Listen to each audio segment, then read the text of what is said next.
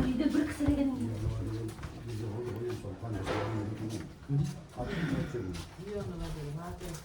Елена.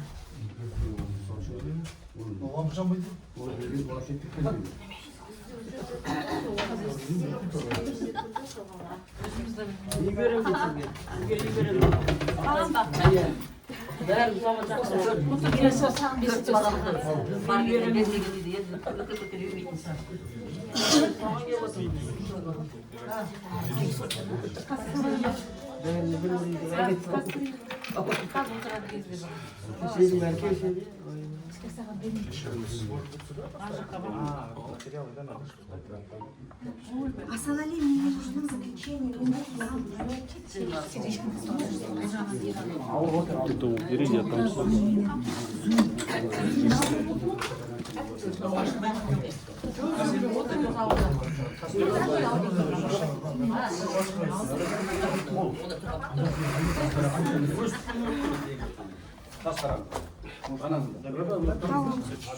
Кому?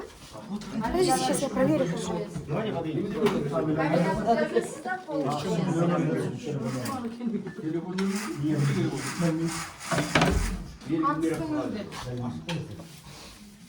Нормально, нормально.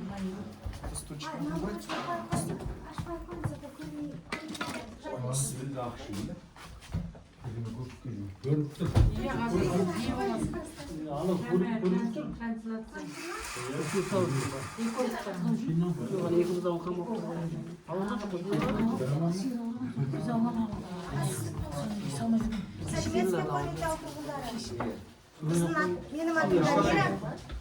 Тынышталайын, тыңдап алайын, мен үшін не мақсатпен келген бәрі. Ағалар отырыңызшы.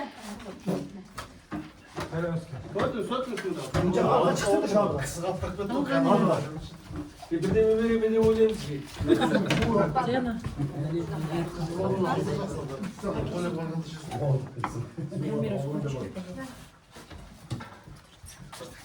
Сәлеметсіз бе? Менің атым Дамира, мен экологпын.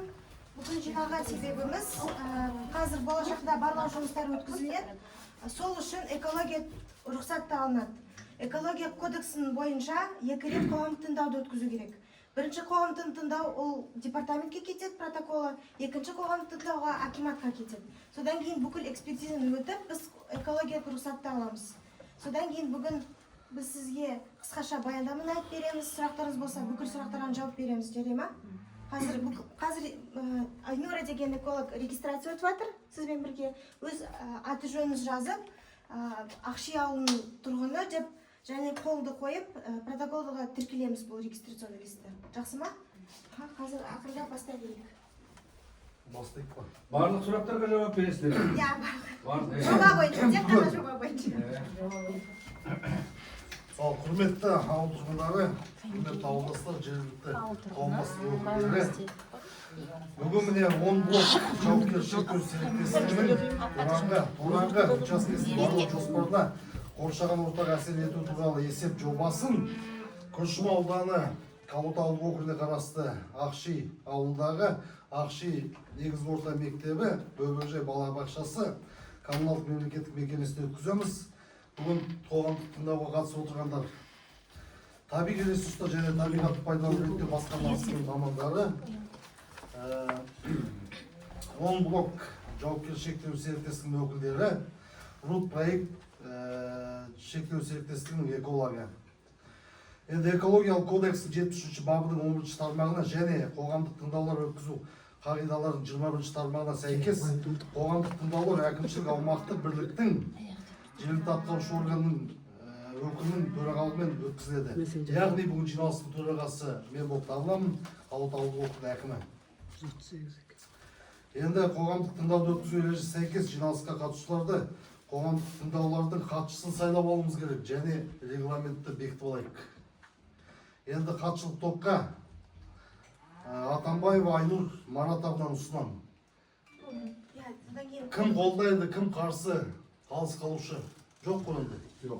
Онда хатшысы болып, онда Айнур Маратқызы Атамбаева сайланды.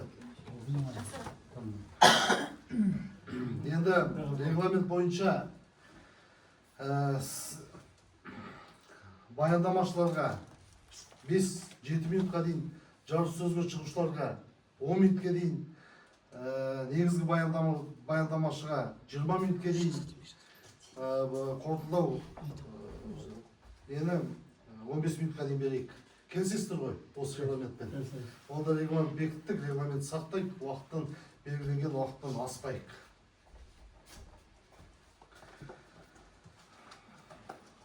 Енді құрметті қоғамға тыңдауға қатысушылар, ұйымдастыру мәселесі бәрі шешілді. Бүгін өз жобаны қарау бойынша қоғам тыңдауға жиналдық. Енді қазір келесі сөз кезегім РУД проект жауапкершілігі шектеулі серіктестігінің эколог маманы Айдыр Маратовнаға сөз берсек. Ой, сен Намира Ардашевна Сейткожинаға сөз кезегім.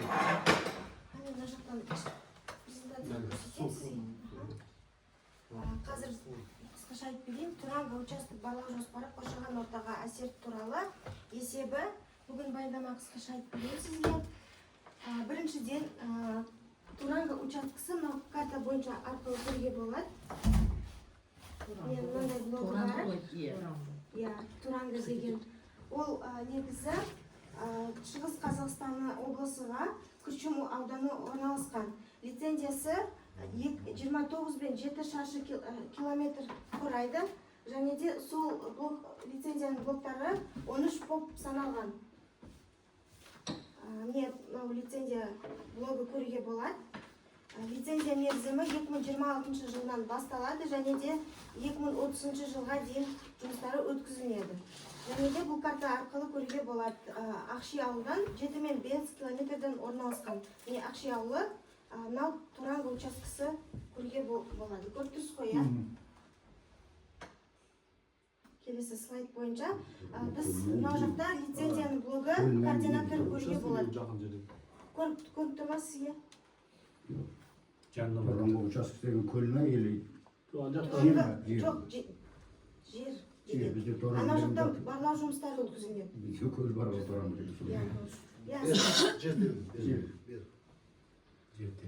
Қысқаша айтсақ, қабылдаған жобалық шешімдер біріншіден топырақ қабаты шешіледі, және де келесі жұмыстары, қазір қысқаша айтсақ, біріншіден 100 метрлік тереңдегі барлау жұмыстары өтеді, 90 бұрғылау жұмыстары, және де көбісі және де ұңғымы бұрғылау толықтау таукен массасы 993 текше метр болып құрайды. Және де жұмыс бойынша участок бойында дизельдік электростанция қолданады. Жұмысы вахтамен болып өткізіледі. Жұмысқа 22 адам болып керек болады болашақта. Бұл кесте бойынша қандай техникамен қолданамыз көрсетілген. Біріншіден 2 бульдозер, автокөлігі, дизельдік электростанция, экскаватор, 2 түрлі экскаватор, промприбор және тағы басқалар. Атмосфералық ауаға әсері, бұл барлау жұмыстар бойынша 10 түрлі источниктар болып саналған, және де 10 түрлі ластауыш заттары. Көбісі тек қана органикалық, биоорганикалық шам болып саналған, оның көбісі саны 3 пен 8 тонна жылына құрылған. Мына жақта көруге, картосхеманы көруге болады. Міне Ақши ауылына санитарлық қорғау аумағы бойынша ПДК-ны аспайды, және де ПДК-ны бірден аспайып тұр органикалық шам бойынша. Сондықтан қатты әсер деп тұр айтуға болмайды. Мына жақта көруге болады. Мынау Ақши ауылы, тағы басқалар. Сумен жабдықтау және су боры. Жұмыс бойынша 2 түрлі сумен қолданамыз. Жай ғана ауыз суы, оның саны 3 мен 19 шаршы метр, және де жұмыс бойынша техникалық сумен қолданамыз. Көбісі оны шаны басу үшін біз қолданамыз. Оның санысы 16 мен 16.740 текше метр болып саналған. Және де бұл карта схемада сіз жаңа ғана айтқан, сіз Туранға деген өзені бар. Соны Туранға өзенге әсер етпеу үшін біз кішкене ары қарай жұмысты өткіземіз. 500 метрдей. Сондықтан мына жақта карта схеманы көруге болады. Көбісі жұмыстары бұл жаққа дейін өткізіледі, және де бұл жақта дейін. Бұл 500 метр қабылдағанымыз себебі үстіп экология кодекс бойынша және су кодекс бойынша сондай заңмен қабылдаған. Содан кейін үстіп 30 түпті жасап тұрмыз.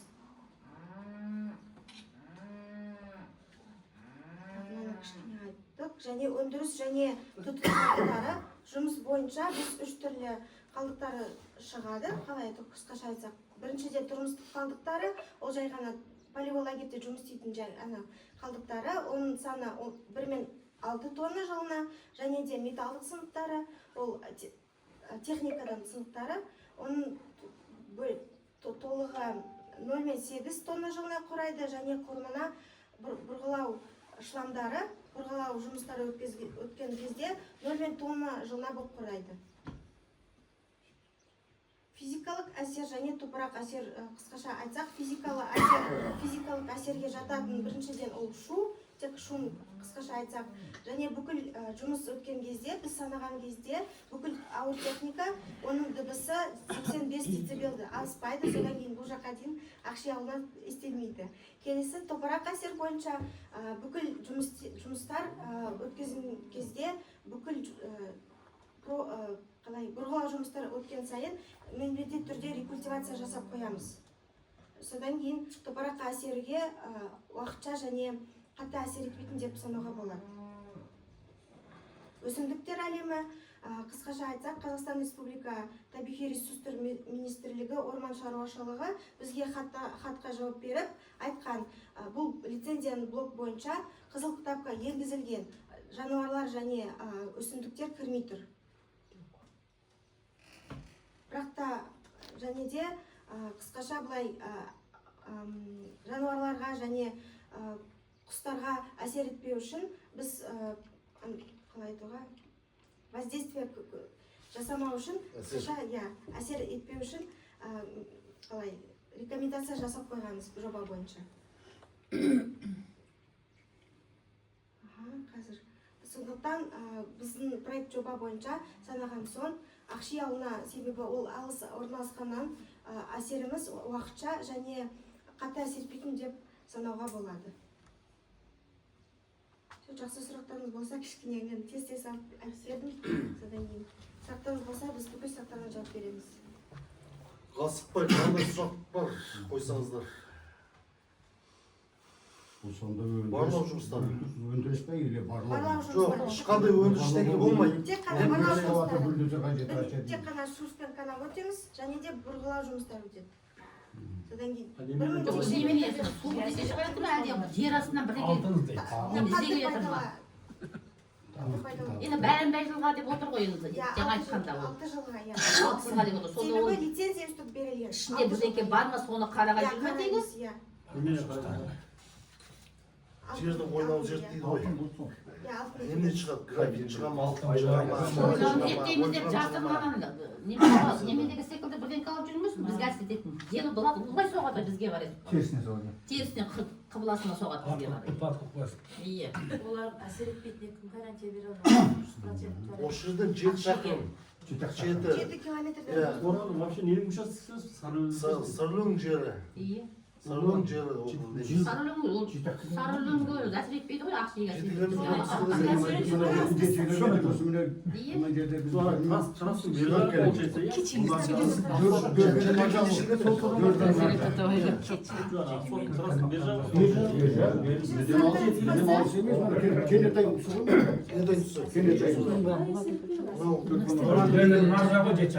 Көл ғой, бірақ сонда бері шыққан жерлер. Ол қашан басталады сонда енді бұл жұмыс? Экология рұқсат алған соң. Содан кейін басталады жұмыс. Экологиялық сараптамалау керек, ең бастысы. Осы іштеке басталмайды. Болмаса болды. Баяғыда протон жарды ғой. Сондай ойбай зиян жоқ, мен 40-20 болды. Сіз өзіңіз көрдіңіз ғой. Ал тұра тұрыңыз, сонда бұл мына қарапайым халыққа қандай қатысы бар, бізге келдің, оны неге айтып жатсыздар? Сіздің айтқаныңыздан ештеме оқыған жоқпын, мен кешігіп келдім да, ештеме оқыған жоқпын. Сонда бұның қарапайым мына тұрғылыққа қандай қатысы бар? Сіздер бізден типа мен түсінігімше рұқсат сұрап келіп отырған адамдар сияқтысыздар. Бұл сонда государственный жұмыс па или жекеменшік жұмыс па? Қараңыз, біріншіден экология кодекс бойынша біз экология рұқсат алған соң, бұрғылау жұмыстар бастаған соң, ең маңыздысы экология рұқсат алу керек. Экология кодекс бойынша екі қоғамдық тыңдауды өткізу керек. Сізді ескерту керекпіз біз. Содан кейін сізден негізі былай рұқсат алып тұрмыз. Рұқсат алғанда бұл өкіметтің жұмысы ма, жекеменшіктің ма, соны айтыңызшы. Заңнамада солай көрсетілген, қауымдастық жергілікті тұрғындардан өткізу керек, тыңдау. Білу керек халық. Сол жекеменшік болғанда бұл кісіге ол жердің қандай келісесіздер ме? не қызықтырып отыр ол жерден сізді? Мен сұрағым сізге онда, сіздің құзыретіңізде болса. Ол жақтан сіздер қандай пайда көріп отырсыздар? Бізге қандай пайда? Иә, бізге қандай пайда? Соған ертең шығасыздар, қол қойылған, ақша алып кетесіздер, солай шығады. Енді ең бірінші біз келгеніміз енді осы жерде барлау жасап, бірдеме шықсын деп, енді қазір нақты пайда ешқандай көрмей жатырмыз біз. Өйткені ақшадан шығу ешқандай пайда жоқ, тек қана ақша салу. Ақша саламыз осы түгел жұмысқа, 5 жылдай осы жұмыс істейміз. Одан кейін егер жақсы бәрі шығып жатса, алтын шықса мүмкін, тағы да басқа металдар бірдеме шықса, оны көріп, лаборатория арқылы бәрін түгел тексеріп, сосын министерство қабылдатамыз бәрін түгел. Қабылдайды, министерство қабылдайды. Сосын сол арқылы егер жақсы результаттар болса, онда бізге 5 жыл, 6 жылдың ішінде мүмкін сол не береді, лицензия береді добычаға. Өндіруге. Бұлар рұқсат берсе, ол рұқсат алу үшін ол ауызбен айту оңай, шын айтса. Оған рұқсат алу үшін бәлен жұмыс жасау керек. Сондықтан осында келіп тұрмыз. Шын айтсам мынандай, қазақша айтқанда енді адам ретінде айтқанда сізден рұқсат сұрап жатырмыз. Сіздер бәрін ескертіп, осындай бір жұмыс жасаймыз, осындай бір енді жақсы жұмыс па, енді жаман жұмыс па, енді сіздер енді көбіз Қазақстан бойынша бәрі істеп жатыр ғой осындай жұмыстарды. Енді бірдеме біз де осында келдік, бірдеме болсын деп. Егер бәрі жақсы болып тұрса, онда ауылға да жақсы болады. ауылға не пайда? Егер ертең қабылдаса министерство бізден, ертең егер үлкен месторождение болса, әрине ауылға, жан-жақтағы ауылға бәрі пайда болады. Комбинация болып кетсе, көлемін қойып, нақты болып, ол жұмыс істесе, үлкен бір жоба болады. Ол жергілікті салық түседі, кіріс бөлігіне қаржы түседі. Жұмыс орны ашылады. Жұмыс болады, жастар келеді артқа. Жастар жұмылдырады. Бірақ десе... Осы ақшидың кісілерін ұмытып кетпесеңіздер болды. Бизнестің әлеуметтік жауапкершілігі деген бар. Міндеттем алады. Меморандум жасаймыз. Ауылға бірдеңе істейді деген сияқты. Ол бірақ сразу емес. Жаңағы сары өлеңкі деп жатыр, сары өлеңкі бұлай қалады ол. Оларға ешқандай зияны жоқ. Бізге алақандай ақши біз өзімізге, біз енді бұлай айтқанда біздің ауыл өз күндерін өздері көріп отырған, ешкімге алақанын жаймай отырған сондай ауылымыз. Ешкім бермейді білеміз ғой. Ал бәріміз сіздерге қарсы шықсақ та, Маралиха секілді чуласақ та, бәрі үкімет ештеңе істемейтінімізді біліп отырсыздар. Ешкім ештеңе істей алмайды халық мысалы. Енді былай айтқанда мен енді әйел болып мына жерде сөйлеп отырмын ғой, аузымыз енді қышып кетеді арасында. Ана алақандай ақшиге бір пайдасы тисе, мына отырған ауылдарға кісілерге жұмыс берсе, ұмытып кетпей, кейін ашылғаннан кейін ұмытып ойбай мына ақшиды ау деп. Ешқандай малдарына малмен ғана жасақтап отыр мысалы. Малдарына зиян тимесе, онда жарайды оны. Өйткені ең тоңаңға жақын ауыл осы біздің мына ақшидың алақандай ауылы ғана. Біздің ауыл ешкімге қол жаймаған, ешкімнен ештеңе сұрамаған, ешкім өз арыздарын, алақандай арыздарын сатып, күн көріп, бала-шағаларын оқытып, бала-шаға жетіп, ауылдан малдарын жеткізіп отырған кісілер. Сондай. Өйткені міне ауылда жұмыс болған жастар бәрі кетіп қалды. Ешкім қалмайды. Ал бізге асқандар ғана. Иә, ыңғаяғы мал бағатындар біз секілді пенсионерлер ғана отырмыз. Ал енді мынадан жұмыс берсе, рас енді бір жағынан зияны жоқ болса, ашылса ол жақсы. Жастар да келеді, мектеп те ашылады, жұмысқа өзі келгілері келіп отыр, бірақ та жұмыс жоқ. Қайтып күн көреді. Жасылса онда немесе ешқандай зиян болмаса болды. Суға, жерге, шөпке, малға зиян тимесе болды. Ал бәрі біз қазір қарсымыз дейміз, бәрі ол айтылған сөз айтылған қалады да, ол бәрі істелетін нәрсе, оны біліп отырмыз. Көзіміз ашық қой, телевизор тыңдаймыз, немене білеміз, бәрін біліп отырмыз. TikTok көреміз, қалай болса да. Рас қой енді ол. Просто сіздер енді үкіметке баяғы немене берген кезде ауылға барды, осылай рұқсат алды, халыққа бәрі айтылды деген сіздерге бір жапырақ қағаз ғана керек болып отыр. Одан басқа ештеңесі бізге келіп кетер ештеңе зиян да жоқ, пайда жоқ, ештеңе жоқ зияннан басқа. Сіз статья дұрыс айтып жатсыз, то что это все это. Бірақ біз туған еліміз біздің солтүстік Қазақстан. Біз Қазақстан все полностью келді. Біз уже жұмыс істеп жатырмыз. Маркопольский район. Бұрын Курчунский район. Біз осы жақта бөтен емес, біз осы жақта 5-6 жылдай жұмыс істеп қалдық. 6 жыл. Бізді көбісі таниды. Ешкіммен қарсы шыққан жоқпыз. Заң бойынша бәрін істеп жатырмыз. Аттарыңызды айтып қойыңыз. Менің есімім Азамат. Қанат, Азамат, кешіріңіз. Валерий деген жігіт бар. Бәріміз Негізгі жұмыс істейтіндеріңіз баяғы осы жерде. Біз мынау Біз сами лопата и все мынау полностью. Қайнарлы деген ауыл бар. Сол Қайнарлы ауылының қасында, сол 10 километрде Ақшоқ деген жер бар. Сол Ақшоқ жаққа біз сол жақта барлау жасап жатырмыз. 5 жылдай болды жасап жатқанымыз. Бұрғылау салып, кәдімгідей нетіп. Сонымен біз ол жақта да енді армандап жатырмыз, бірдеме шықсын деп. Сосын егер бәрі жақсы болса, бір өндіріп, нетіп, бәрін үлкен бір жақсы фабрика жасаймыз деп соған армандап жатырмыз енді. Халқымыз енді біледі, Архипка біледі, Қайнар біледі. Если знаете кого, спросите насчет нас. Сондықтан сол жақта жұмыс істеп, енді бірінші жыл келгенде, енді шамамызға келгенше, енді сіздер сияқты осындай үлкен адамдар, жастар ешкім жоқ ол ауылда. Осындай шағын ауыл ғой енді. Сондай үлкен кісілер бар, солармен енді тату болып, жақын болып, амандықтарымыз зу болып, сол енді сәлемдеріміз беріп тұрамыз, көмегімізді жасап тұрамыз, анда-санда енді анандай біз мықтанандай Маралиха бол сияқты, Қаршаға сияқты біз ондай мықты бизнесмендер емеспіз. Енді қалада кішкене шағын бизнестарымыз бар, сол арқылы содан табыс алып, мына жаққа сол ақшаны құйып жатырмыз, шын айтса. Енді ол жақта біраз жұмыс істеп қалдық. Соның өзінде бірінші жыл келгенде, техника келгенде, сол кезде ауылға кішкене ауыл шаруашылығына кішкене көмек жасатамыз. Үлкен адамдарға енді біреу айтады, ана несін жасап бер, анау қораларын тазалап беру, несін тазалап беру. Үлкен адамдар ғой енді. Ана жерде жиналған біраз малдың нелері бар, жиналған нелері қалай айтады енді? Навоз. Навоз, соларды бәрін түгел нетіп, кішкене нелерін ауылда ішіндегі порядығын жасап, кішкене солай жасағанбыз біз. Енді шамамыз келгенше соны жасап жатырмыз. Енді бәрі амандық болса енді мұнда да жасаймыз енді. Ол ешқайдан кетпейміз біз. Өйткені мына жақта жұмыс істегесін ауылмен тату бола көреміз. Халықпен тату бола көреміз. Қандай сұрақтарыңыз қойып алыңыздар. Общий көлемі қанша гектар? Общий көлемі 29,7 мен текше метр. Ой, шаршы метр. 29 мен 7 шаршы метр.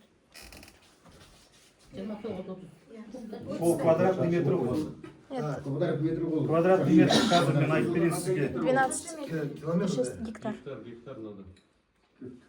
Площадь участка. 2860 гектардай. 2860 гектардай. Олар қалай болады сонда? Біз енді оны былай ғой сізге бір қысқаша айтатын енді. Біз түгел осы керінің үстінде жұмыс жасау деген ондай болмайды бізде. Өйткені оны бәрін жасау үшін үлкен ақша керек. Оны біз бізде геологтар арқылы специалисттер келеді. Мысалы, бірінші жаяу жүріп, өздері тексереді. Геологтар ғой тексереді, сосын айтады, міне осындай жерде біз жұмыс жасау керек бізде. Осы түгел территорияда жасамаймыз. Очередность болады да, бірінші мына жерді көріңіз. Егер бірдеме мына жерде шығып жатса, бұның енді еңі, ұзындығы мүмкін бір 500 метр, 800 метрге дейін бір шағын бір участке болады. Тура сол жер біреу шаппалы болса қалай болады? ол шаппасы болса біз енді не бар ғой, заң бойынша біз сервитут деген договоры бар ғой, хозяйство, ол жерде хозяйство болса, мал бағатын біз бұлармен неге осындай неге шартқа отыру керекпіз. Договорға отыру керекпіз. Сервитут дейді оны. Бұл кісімен хозяйствоның иесімен біз келісу керек. Жер телімшіден жер алады. Өйткені сізден рұқсат алғаны бір, сосын анау үстіндегі мал бағатын жер, сосын мынау шөп шабатын жер, сол хозяйствоның иесімен екінші сол кісілер рұқсат алу керек. Например, сонда жер хозяйствонікі болатын болса, рұқсат алғаннан сендермен 50 на 50 дележға кіру керек қой енді. Жоқ, ондай болмайды. Вот көрді ма? Вот онда какой крестьянға қандай одан не? Жоқ, енді кішкене қалай тұрып Ол келісетті жерді сатып алады болды. Оны Жоқ, енді көрді ма енді? Сатып алады. Сонда жоқ, мен сіз түсініп тұрмын, иә. Касовкасында Сіздің айтқаныңыз, иә. Енді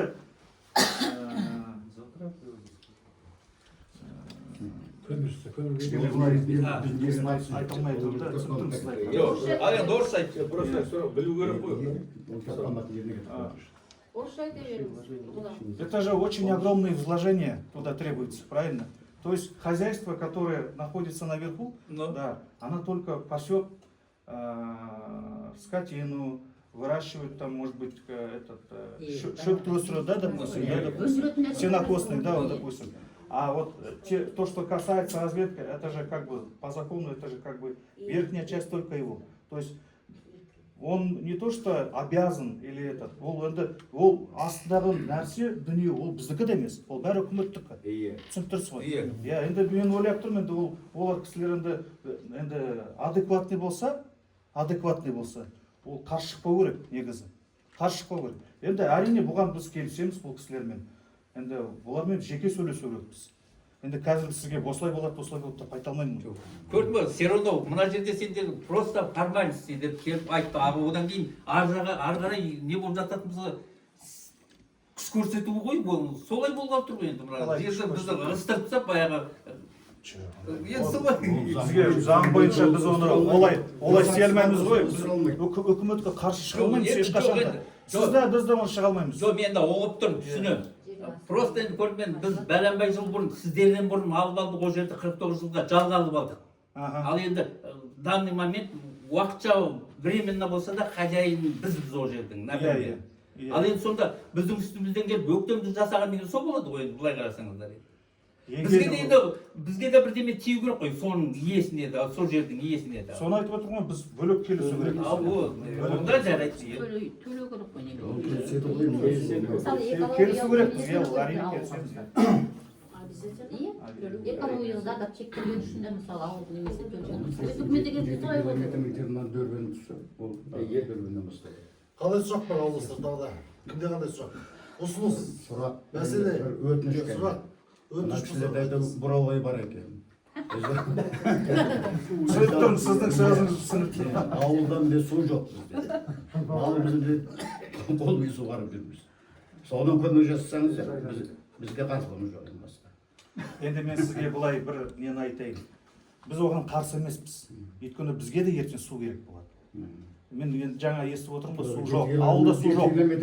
Ертең бізге де, егер біз оны бәрін жасап, лицензиясын добыча алғасын, біз оны былай да бізге су керек болады. Шағын бір фабрика қойсақ ол жерге, сусыз ештеңе болмайды. Сондықтан оған жақындағанда әрине біз анандай лицензия добыча алу үшін, запасты үкіметке өткізу үшін бізге гидрогеологический скважина жасау керекпіз.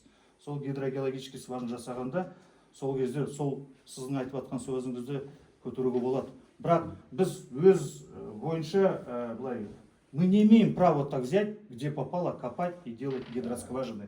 То есть мы должны получить разрешение от акимата. Акимат должен это ходатайствовать, писать.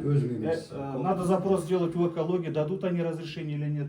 Потом последующее это... Естіп отыру, ана сөй беретін шығар. Өйткені да, бұл аға, бұл бұрғылау жасау үшін, су шығатын, су шығу үшін. Оны біз заң бойынша бұлай, я дұрыс аға, давай мына жерде қазайт деп олай жасалмаймыз. Су жақын, 1,5 метр. Біліп тұрмын оны, біліп тұрмын. Бізге атқылап тұрса. Ол бір скважина пайда болмайды. Ол үшін жоқ дегенде су шығарсаңыз, оған жоқ дегенде 2-3 скважина жасау керек. Дұрыс қой. Оған электричество тарту керек. Вот.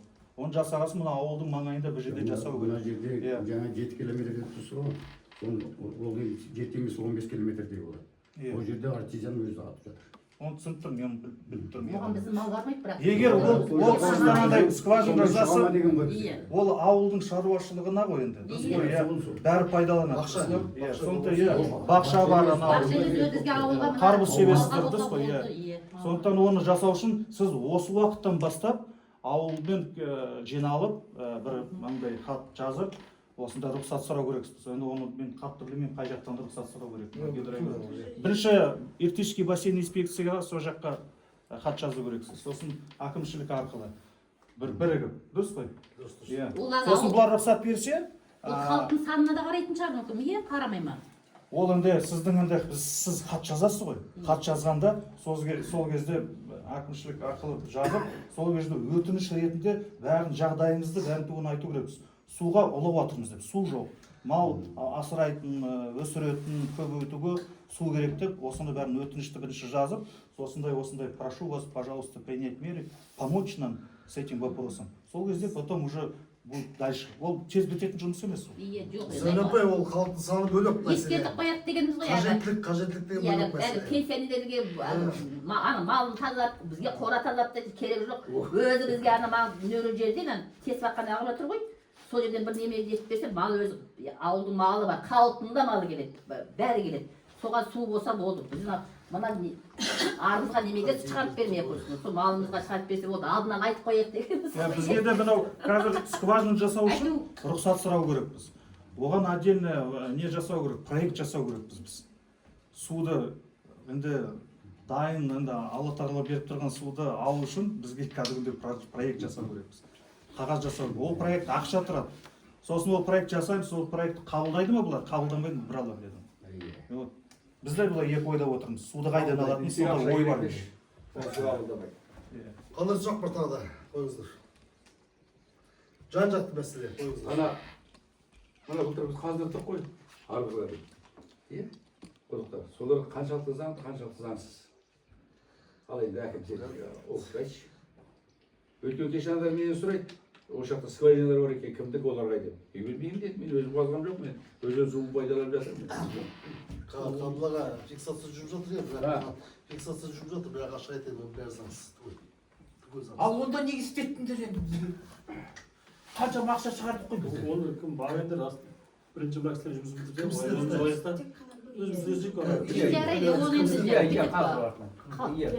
Халық немесіне Мәселе Ол жаққа жоқ болды. Онда қоғамдық тыңдау барысында қойылған мәселе бойынша дауысқа салай келісесіздер ғой жаңағы айтқанға мәселе бойынша. Жоқ,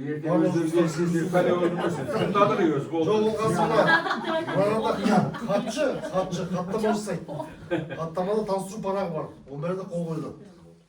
Оның бәрі облысқа кетеді, республика кетеді. келістер де келіспесін, бәрі келістерге Өндіріс болғаннан кейін бәрі зияны болады. Оның ертең шаят, алдын алған ұсақ алтынға ертең апарып несін құяды. Это көмір дейді.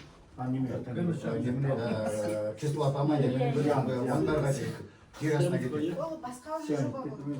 Басқа жол. Мынарада жаңа қой, мынарада кислота деген вообще мүлдем жоқ. Қазір жоқ қой, қазір жоқ, ол кейін өндіріс болғанда болады. Ал қойыңыздар, кімде? Ал тәте қойыңыз. Жоқ, болды. Тыңдадық бәрі. Өндіріс болған жақсы ғой ол. Ол пайдасы бар енді. Ауданға да пайдасы бар. Егер мынау іске асып, қойнауынан табылып, істеп кетсе, кеңейіп, келешекте уақыт өте келе кеңейіп, жұмысқа кісі алып, жұмыс орны ашылып, ауданға да жақсы, бізге оқып Алда беріп жоқ, бізге ақша жинастырса болады. Мына жерде ондай не бар.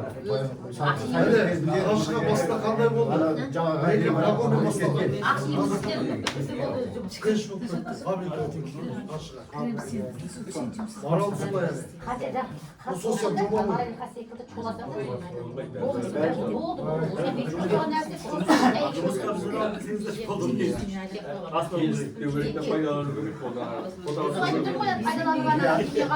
Совет өкіметі кезінде қазды ғой соны бөліп кетіп.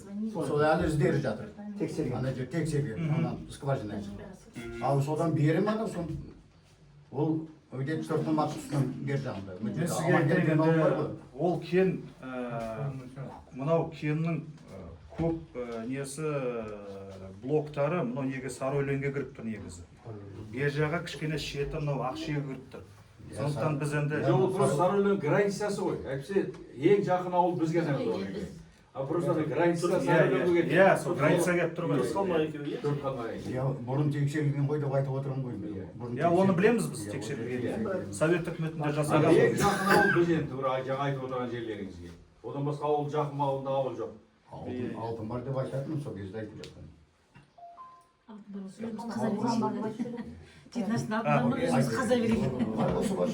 айтып отырмыз, бәрі жақсы болып кетсе ертең сіздер де келесіздерге бәрі жұмыс істеп. Повар керек болады, механизатор керек болады, водитель керек болады. Ең жақын ауыл осы емес па, дұрыс қой. Ертең біз анау Өскемен жақтан алғанша, кісілер жалдағанша, сіздер жалдаған дұрыс қой енді. Әрине. Ал сұрау жоқ па басқа? Жоқ, басқа. Айтты ғой, ұсыныс, пікір, ештеңе жоқ қой. Наразылық. Наразылық айтсақ айтпасақ та болары болып қойған нәрсе ғой. Ал онда алмастар қоғамдық тыңдауларға қатысушылардың ортақ пікірін келесідей жеткізуге болады дейді. Қаралған құжаттар мен тыңдалған баяндамалар мазмұны толық әрі түсінікті жеткізілді. Сұрақтарға жауап берілді. Қоғамдық тыңдаулар өз деңгейінде өтті және өткізді деп есептейміз. Келістік қой? Келістік қой, бәріміз. Оқымау. Жақсы, онда болса рахмет. Рахмет сіздерге. Жоқ, просто келістік деп айтып отырмын. Жоқ,